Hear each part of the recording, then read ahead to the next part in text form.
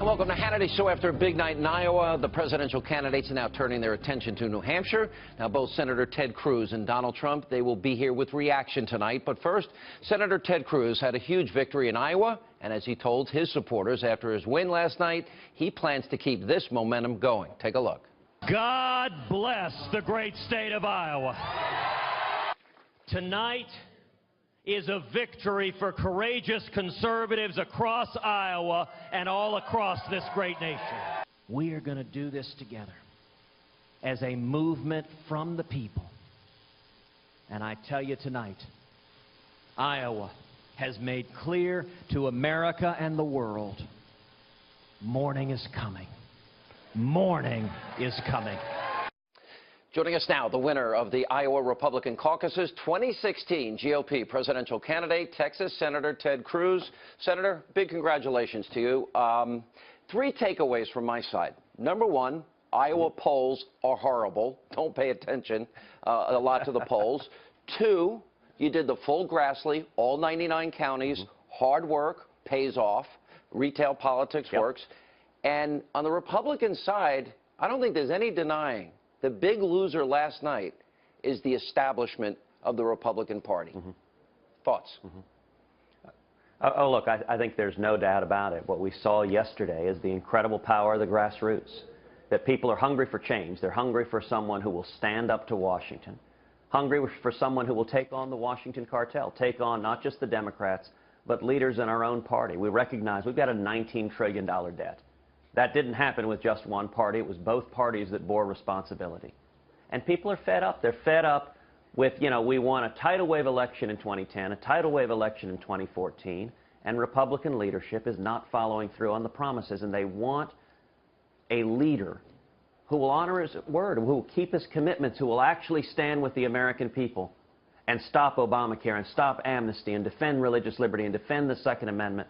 And last night, 2 nights ago, I watched your show, Sean, and every pundit on the show, every analyst you had, one after the other, and this was true on every show on every network, predicted there's no way for Cruz to win. There's no way for Cruz to win. That was the unanimous assessment of the pundits. By the way, I didn't make that. I didn't make that prediction because you did not. You did not. You're in 2000, 2004, 2008, 2012, and now 2016, the polls have been wrong. So I had that in the back of my mind the whole time, and I kept telling everybody, I don't know what's going to happen. Yeah. Well, what last night shows is the power of the grassroots. We had in Iowa over 12,000 volunteers, but we've got over 200,000 volunteers nationwide. I'm here in New Hampshire now. I'm going to be in South Carolina later tonight. And our volunteer army is incredible. And, I'll tell you one of the really important differences to keep in mind from prior election cycles. Last 2 election cycles, the winners of the Iowa caucus were good men, were principled men. But they came out of Iowa broke. They came out of Iowa without a national team to put them in a position to be able to capitalize and effectively compete to win the nomination. 2 days ago, the financial reports were filed of all the campaigns, and as of December 31st, our campaign had money in the bank almost as much as Jeb Bush, plus Marco Rubio, plus John Kasich, plus Chris Christie combined. I mean, that's unprecedented, Sean. The conservative is supposed to be broke, and the reason is because we've had over 800,000 contributions. People all over the country going to tedcruz.org, tedcruz.org. That is what's fueling this campaign. 800,000 contributions and 200,000 volunteers, and that's what last night produced the victory. You have shown, you have probably the lowest burn rate of any candidate, meaning cash you took in that you didn't spend. Which certainly is going to serve you well as you now move into New Hampshire and South Carolina. I would assume now the polls are going to shift a little bit or somewhat in New Hampshire. My guess, my assumption, based on my past experience, it is you have been in a battle against the establishment in D.C. They seem to dislike you the most. If you watched any of the commentary last night, the consensus is, well, now they're going to coalesce behind Marco Rubio. They dislike you the most. They don't like Donald Trump. They're going to coalesce behind Rubio. What's your take if, in fact, you believe that's true? Well, listen, I mean, I was laughing watching some of the media coverage, some of the interviews afterwards where everyone was saying, what do you think about the amazing third-place finish of Marco? And I just kind of laughed and said, gosh, is the media giving a tell there? when the first thing you want to talk about is the amazing third-place finish. You know, we've been joking that in media world, bronze is the new gold. And, you know, they're going to push the themes they want to push. They're going to push the candidates they want to push. And the Washington cartel has its favorite candidates. But the grassroots are fed up with that. You know, as I observed in Iowa, as I observe here in New Hampshire, you want to know who actually will stand up to Washington, who will change that city, then ask yourself, who is Washington attacking? And they reveal themselves very plainly as they have throughout this campaign. I think a case could be made that fully 60% of Iowa Republican voters voted anti-establishment, with you coming out on top. So it's going to be interesting to see politically whether or not they turn on you and they want to attack you. Certainly they didn't want to give you the credit for your win last night, which you deserve. So I guess, to me, it's almost bordering on pathological. And they seem out of touch with the real anger, frustration, maybe anger is the wrong word, righteous indignation at promises that have been made in elections that are not kept, like repealing and replacing Obamacare, like stopping executive amnesty. And that seems to be your big appeal, that you stood up in Washington when others wouldn't. Well, look, you've got a lot of folks in Washington that are earning paychecks, lobbyists, and it's about entrenched power. And the idea of honoring the promises to the men and women who elected you, that they view that as almost quaint and parochial. You know, I'll give an example from last week that I thought was fairly stunning. Bob Dole, who is someone I don't know. I've never met Bob Dole. I don't know him personally. But, you know, obviously he's been around and in politics longer than I've been alive. Establishment guy, right? A total establishment.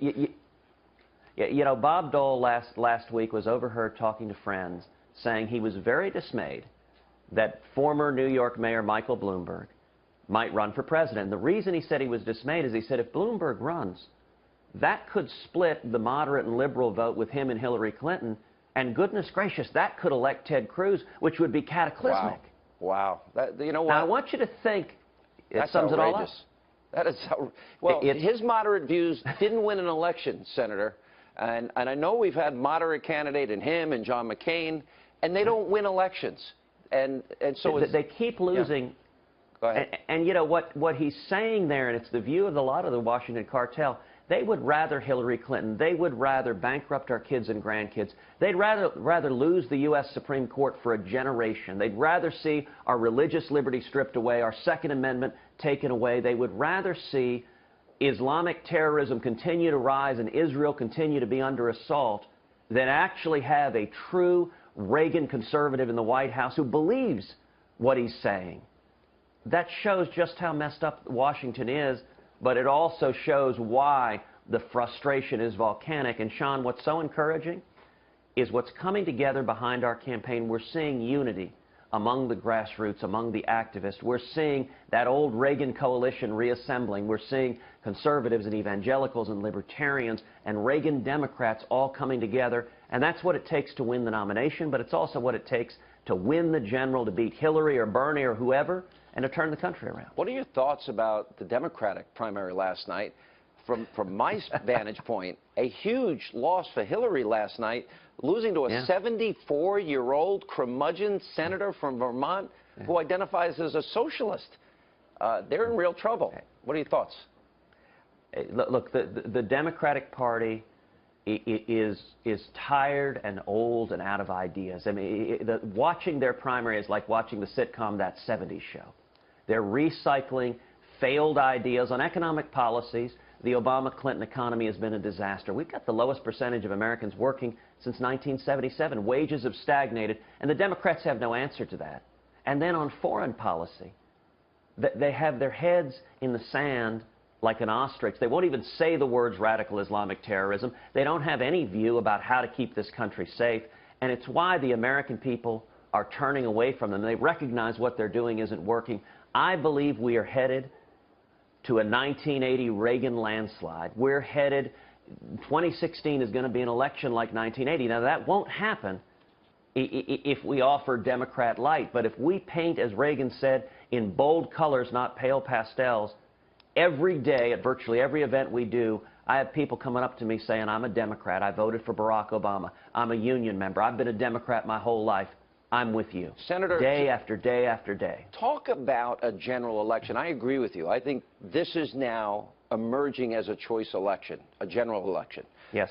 So tell me, because every time we get to this point in an election, everyone starts talking about electability and the electoral map. Sure. And historically, in the last few cycles, you've got to win Florida, Ohio, North Carolina, Virginia, right. New Mexico, Iowa, New Hampshire, Colorado, and it's a very tight map. Do you believe you can change the electoral map if you're the candidate for the Republicans?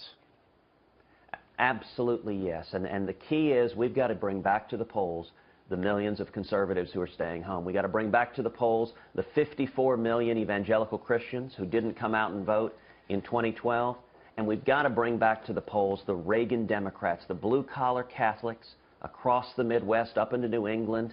They're union members, they're gun owners, they're pro-life, they're Ohio steel workers, they're Michigan auto workers, they're truck drivers and electricians and mechanics.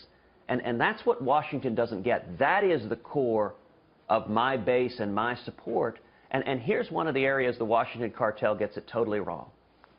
If we were to nominate a candidate who supports amnesty, whose views on amnesty are the same as Hillary Clinton's, that we should grant citizenship to 12 million people here illegally, the result of that would be the Reagan Democrats would stay home, because amnesty is a 70–80% issue with them. They're losing their jobs to people here illegally. They're seeing their wages driven down, and yet Washington desperately wants to say Wall Street and the lobbyists want amnesty, so that's the right position. That's how we lose. Let me ask a final question. Ben Carson's campaign said that your campaign was telling people he was dropping out. And secondly, you and Donald Trump had a very, I would say, heated exchanges in Iowa, a lot of back and forth. He seemed gracious last night, congratulated you on your victory. Where do you stand on both those issues? Well, listen, Ben Carson is someone who I respect and admire. Ben and Candy have become friends. We've had dinner together more than once, and he is a man of great character and integrity and principle. I really very much admire him.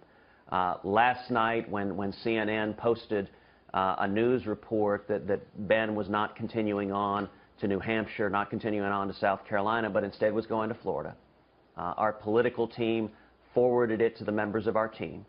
But unfortunately, they did not then forward the subsequent story that was Ben's campaign clarifying that he was continuing the campaign and was not canceling the campaign. And so I apologize to Ben for that. They should have forwarded that subsequent story. That was a mistake on our part.